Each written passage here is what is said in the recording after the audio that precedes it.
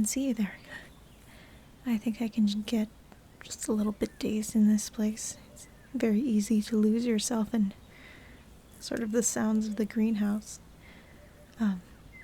Anyway, yes, I was anticipating you. I received the letter from the Herbalist Guild quite a few days ago, so I have had time to prepare.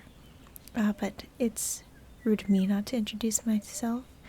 My name is Avray, and you are... Yes, perfect. Exactly who I was expecting. I have been working with the Herbalist Guild for quite a few years now, and I have never personally had an assistant before. However, my master actually has had quite a few in the time that I have been working under them, so I do have a pretty good idea of what the process is like. Do you have any experience with herbalism prior to this? No, don't even worry about it. I accept people of all sorts of different levels of experience for any sort of lessons, and I'm actually quite excited to be able to teach someone from the ground up. Yes, perfect. So, I actually have something that I sort of put together, a sort of tour through the greenhouse, so that you can see all of the plants that we grow in-house and the processes that we use to prepare them for people's use. We have a store on the other side of the greenhouse building, as I'm sure you saw as you approached, and basically, we will be starting you out in the greenhouse and working from there. How does that sound? Excellent, excellent.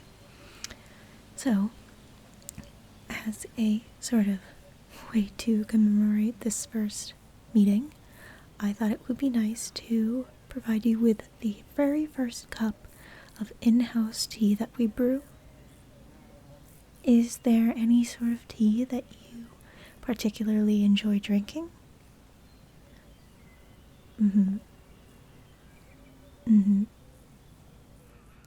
Yes, and are there any sort of things that you think you could use today? Something that is missing in your mood, something that's bothering you?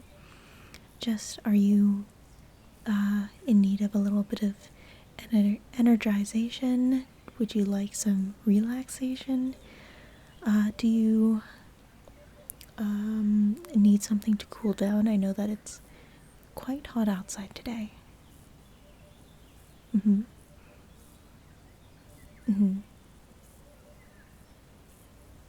Perfect, yeah, perfect. I do believe that I have a blend that has that flavor quality that you are looking for, as well as something to help with that. So, my personal recommendation for this sort of tea is to have it with milk and sugar. Would you like to have it prepared that way, or is there any other way you would prefer to have it? Got it, no problem. So let me go ahead and just set that up for you. Perfect. So where are you coming in from? I heard that you were traveling to this city. Oh, I believe that I have a cousin or two out there. It's very nice to meet someone. How's the orchards doing? Oh, good. Right. Everyone in my family is a little bit passionate about some sort of plant or another. Is your hometown part of your inspiration for coming here? I know that a lot of the people there love to study herbalism. I guess the environment can kind of inspire a love of plants.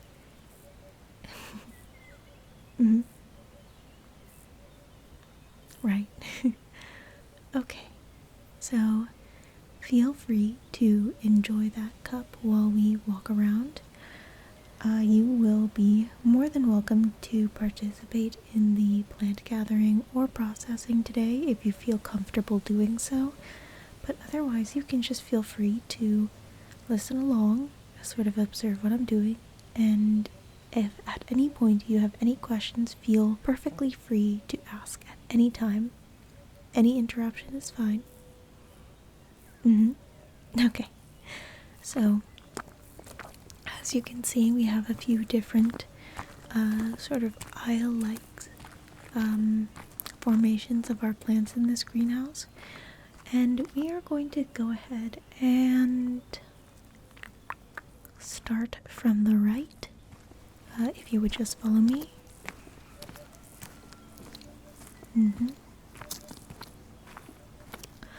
Alright, so the first thing that you might notice is the way that the air feels a little bit different here.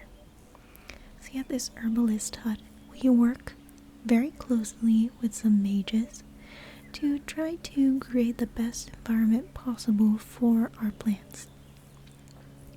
Starting with the fact that in this aisle, we have a couple of braziers, as you can see, Mahogany Bracers, and these have a sort of magic fire that, as you can see here, does not burn. However, it does keep the air nice and dry, just like the desert that these plants come from. I can't quite pronounce the name, but as you can see on the tag here, it is a very well-known plant, one that we actually often are told to use as children, at least in my hometown. Almost every town that I've lived in has had it imported. It's quite a useful plant. If you can see this one here. This is a juvenile plant. It has just sprouted recently. We take these plants after they grow off of the adult plant, and we go ahead and plant them by themselves. And once that happens, it is about a month or so before they reach full maturity. And over here is the adult plant, as you can see. The shape of the leaves change, the color gets a little bit darker, a little bit richer, and the leaves can be removed easily when they reach this state. As you can see, the shape starts out very pointy at the very tip of the leaf, and it widens and tapers back in as it reaches the stem. And once it is at the stem and the plant is mature, you can very, very easily remove the leaf simply by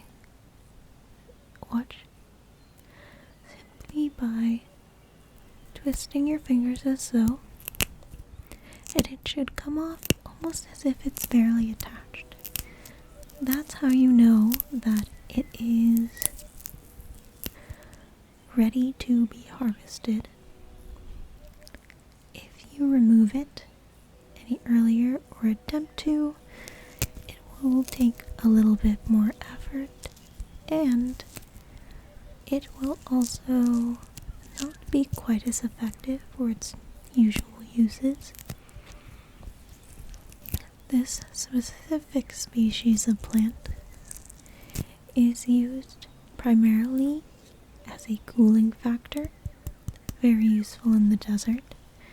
We believe that it was an ice mage who worked with an herbalist to enchant this plant several centuries ago, so that every time the plant is opened up, it can work almost as an ice pack.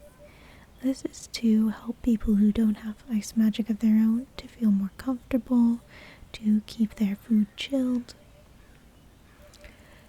And the process by which we employ this is these leaves that we have harvested. As you can see, the waxy outer layer keeps the cold and the moisture in.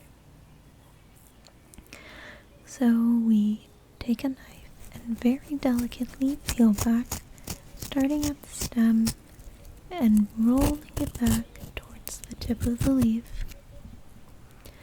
And once you have removed the outer layer from the leaf, the inside has this clear, almost crystal-like structure.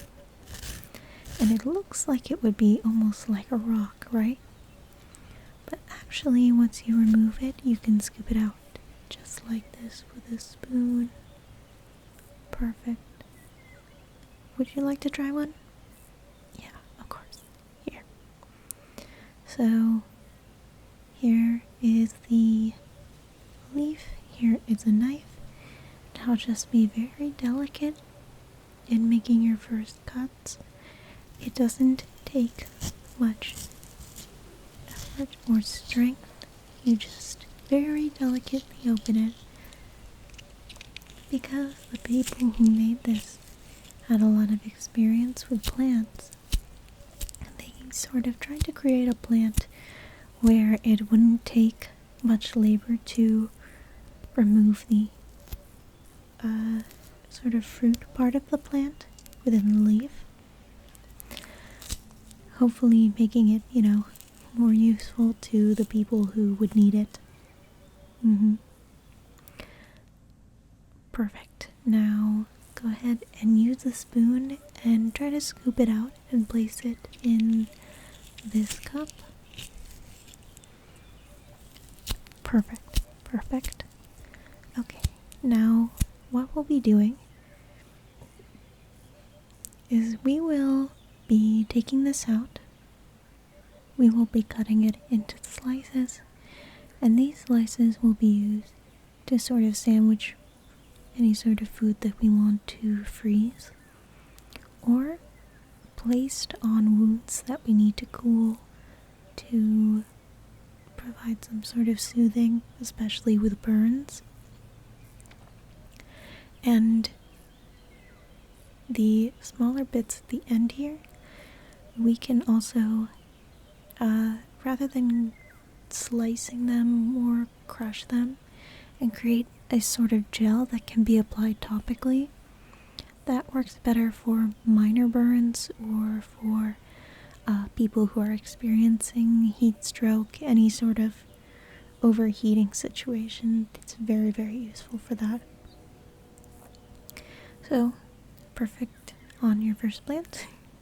We can move on to the aisle over here, and we can take a look at the flowers on this side. Are you familiar with the crystalline mountains? Yeah, these flowers are from there. There are actually 2 species that we have in-house right now, and one of them is the, I guess the term that we use technically is a sort of magic enhancement. So these are the flowers over here that have the orange center and deep purple outer petals. Yeah, looks really beautiful. They're actually my favorite kind. And their properties are basically what you could expect from the name, and when you process them, you can apply them to different magic potions or other herbalist medicine, and any sort of magical effect that you have imbued in the potion itself, whether it be a healing potion, whether it be a potion that gives you physical strength, it will be very enhanced, especially if you form a really high concentration. There is an upper limit of some sort. I think it depends on the actual species and how old the plant itself is, but I believe it's something like a 30% increase in efficacy. It's a little bit complicated to calculate, because there are so many magical effects out there, and we can't quite say if it works the same across the board, but that is what we have mostly observed. So the other side are these plants that have a deep purple center and the outer leaves are orange. Very convenient, I know, because these ones have the actual opposite effect. Isn't that interesting? Yeah. So whereas the other works as a magic enhancement, this one actually is a magic dampener. And it is most often used in formulas where we are trying to reverse some sort of effect of magic. Sort of, let's say that someone is dealing with the after effects of a fight with a mage, and they are feeling some sort of magic burning sensation on their skin. We could use these flowers, process them, and apply them as a sort of topical treatment, and that would help dampen or shorten the time that this spell would be in effect. And it is often used in sort of a magical anti-venom sort of way. So it's quite popular amongst healers. And both of these kinds of flowers are actually processed in the same way. It's very important that you keep the two separate, because once they are processed, it's a little bit difficult to tell which one is which, and you don't want to mix them for obvious reasons. So what we do is we very delicately twist the flowers off of the vines. These take a little bit more effort than the last plant, but we, again, delicately twist it off, and we will put them in this wooden container here. This container is enchanted in a way such that it doesn't allow the flowers to leech any sort of magical energy out of the surrounding area, whether to enhance or to weaken. And what we will do is we will take one of these sticks and very carefully crush the petals once they have dried. The drying process takes around 2 to 3 days, depending on the age of the plant, and we just sort of sun them out. And once we have them all crushed, we want to again verify that the sort of crumble of the flowers is very consistent. We don't want very small fine particles, and we don't want large chunks. We want sort of a uniform coffee ground sort of texture to the crushed flowers. Yes, just like that. That'll keep it from either over or underperforming. This is the international standard that we use for potion mixing. I've seen a few different herbalists make varieties with a finer grind to them to have more mild effects. Say for, glamours, you don't want to over-enhance the effect of a glamour. It can have quite disastrous results. But standard, we will keep it at this grind. Would you like to try for a bit? Oh yeah, of course. Yeah. And yes, you can apply just a little bit more pressure, and there we go. That's the perfect kind of grind that you want on that. Notice how when you do that, the petals sort of give off a little bit of a liquid in the color of the petal itself. That is actually a bit of the source of the power, and once you dry it, it kind of locks it in a little bit better. because the water component is removed and just the effect of the leaves, the petals themselves are maintained. Yeah. Okay. And you can go ahead and sort of pour that into this. Perfect, perfect. Alright. So, we are going to be moving on to our last aisle. This is sort of a smaller greenhouse compared to some others, but the flowers that we have a plenty, and it does a lot to provide some of the bare essentials to this district. You would be surprised how many people really specialize and forget the basics of what really is helpful to herbalism and to magic. We just like to have something that can be really useful to the community.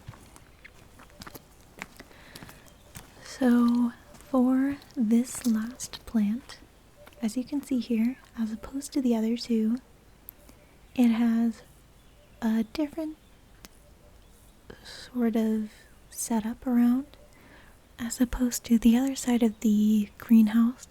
Rather than keeping it very dry, we like to keep the air nice and cool and to have sort of small rain showers going down throughout the day. And these trees, as you can see, do a very admirable job of collecting the water. For all of the rain that is pouring down, very little of the water is washed away. Oh, are you familiar with this plant? Oh, perfect.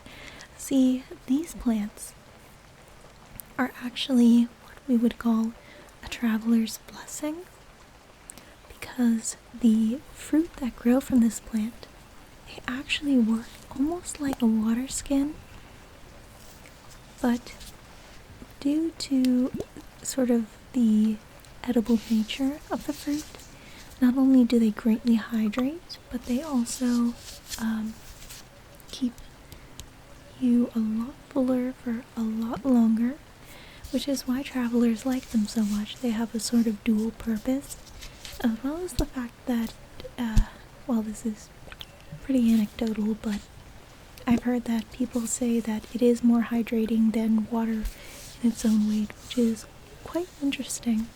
I'd be interested in hearing more about the history behind how this plant grew, but like, let's say that this plant here, this plant is about, let's see, 8 ounces or so.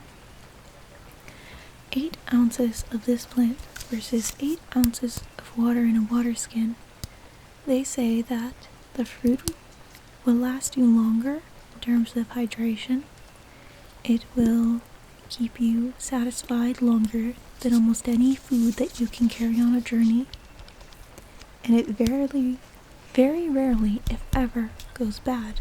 So there's that other effect that is incredibly helpful to any travelers, because they don't have to worry about restocking every couple of days if they have enough of these on them. So the processing for this is actually quite simple.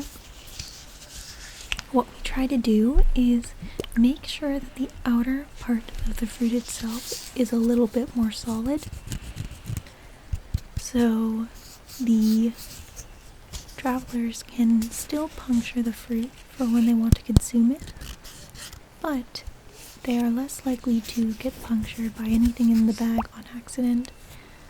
If I could make some sort of comparison, do you know the coconuts from the Ivory Coast?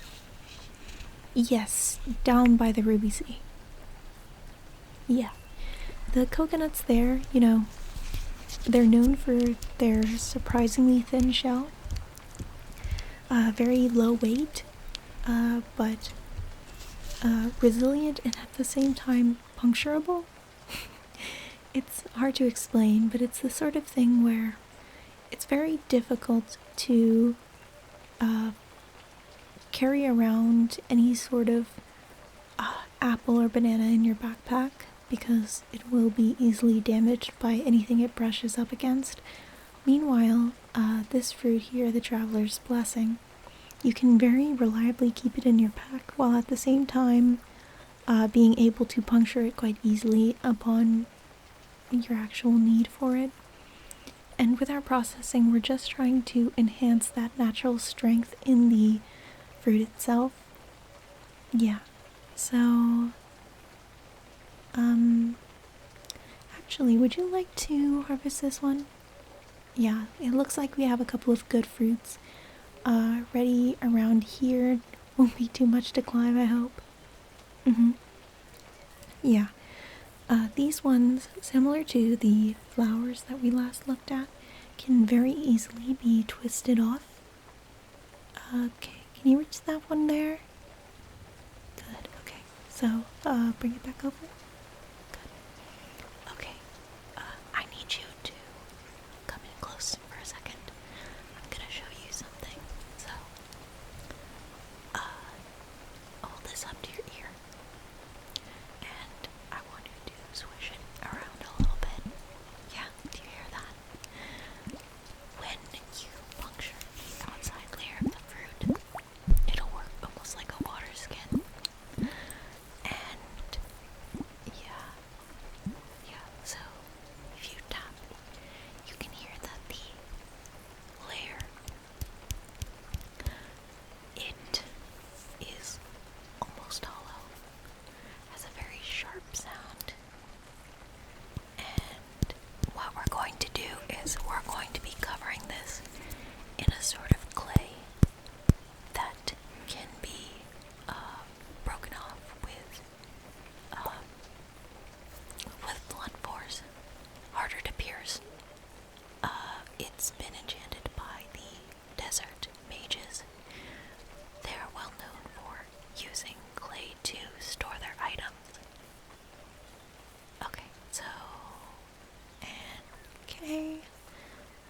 Alright, so let me bring you over to the clay over here. And the process that we use here is that we're going to mix the clay with this solution here that is imbued with the energy from the desert mages. And we will be mixing this together with the clay.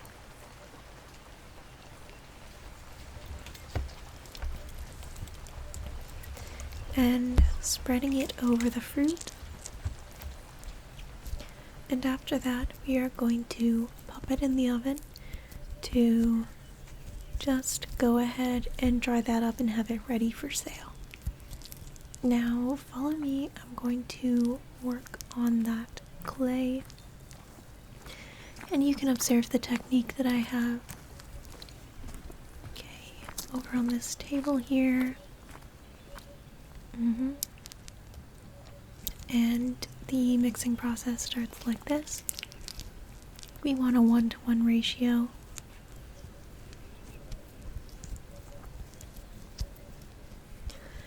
And once it reaches this consistency, you know you've got it right.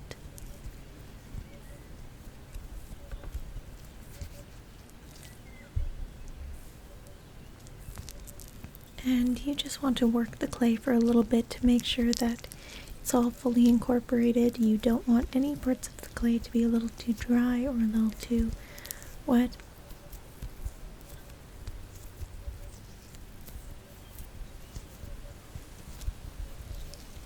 Okay, and we are going to work in a single layer, so do not be afraid to use a lot of clay at once. Just try to roll it out like so, and we're going to cover as much of the fruit as we can.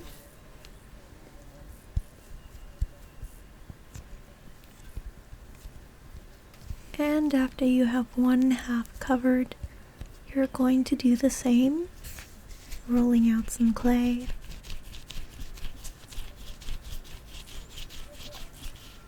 Try to keep the evenness pretty consistent.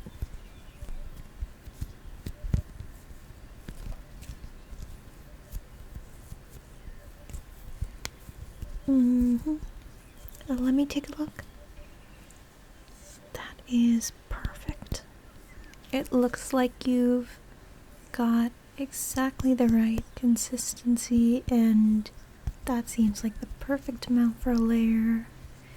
Okay, so you are going to lay this along the other half, and very simply, you are going to take a little bit more of the solution, and you are going to use it to bind the two halves together around the fruit and press in so that it adheres to the fruit itself.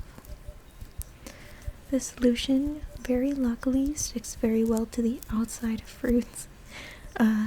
Surprisingly not so much on hands, which is, I guess, one of the marvels of modern magic, right?